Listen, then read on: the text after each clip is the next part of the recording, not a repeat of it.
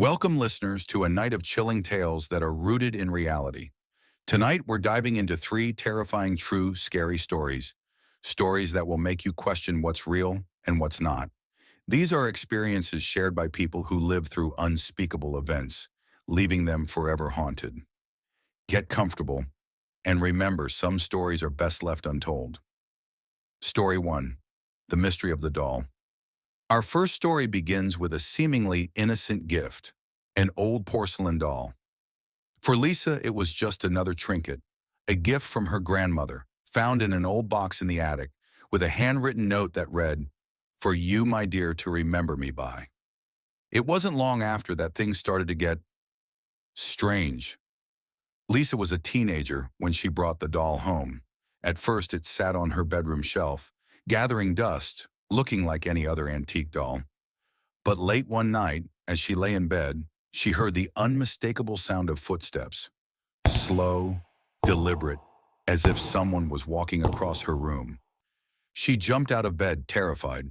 She searched every corner of her room, but there was no one there. The next night, the footsteps returned.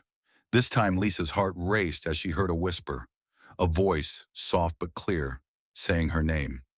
"Lisa." She froze, not knowing whether to run or hide. The voice came from the direction of the doll. Her grandmother, who had passed away many years ago, had always been known for her love of supernatural stories. Was this some kind of lingering connection from beyond the grave? The doll was moved out of Lisa's room, placed in the attic, and the footsteps stopped. But to this day, no one can explain what happened. Was it the spirit of her grandmother, or something much darker?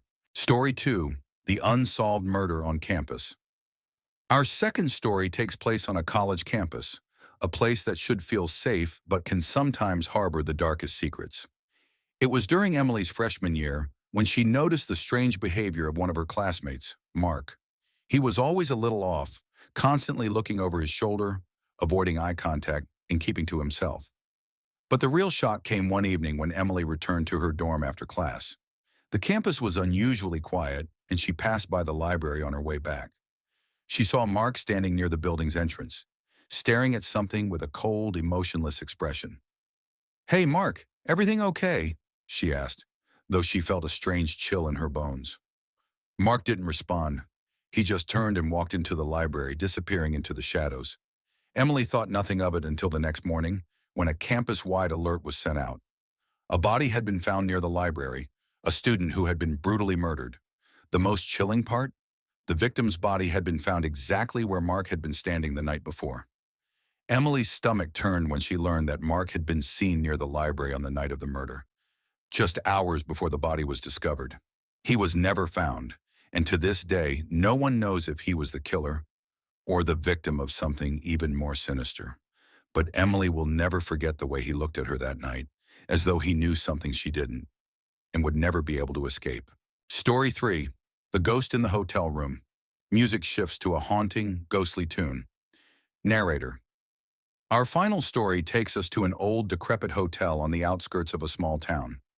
Mark and his girlfriend Sarah had checked in for a weekend getaway, but the place had an eerie reputation.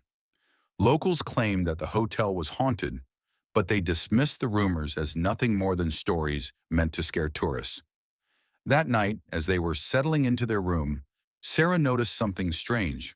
The temperature had dropped significantly, and there was a faint smell in the air, a mix of mildew and something rotten. "It's probably just the old pipes," Mark reassured her, but Sarah wasn't convinced. Later, as they lay in bed, Sarah suddenly woke up to a cold hand gently brushing across her arm. She gasped, but when she turned to face Mark, he was fast asleep, his back turned to her. The room was freezing, and the air felt heavy. But when Sarah pulled the blanket back to check the temperature, she saw something that made her blood run cold. In the corner of the room near the window was the figure of a man, tall, gaunt, with hollow eyes that stared at her with an intensity that felt both menacing and sad. The figure didn't move, it just stood there watching. Terrified, Sarah screamed, but Mark didn't wake up. It was as if the ghost was only visible to her. In the morning when they checked out, the receptionist mentioned something that made their hearts stop. "You should be lucky. You got room 213. The last people who stayed there vanished. No one ever figured out what happened to them, but Mark and Sarah never returned to that hotel again.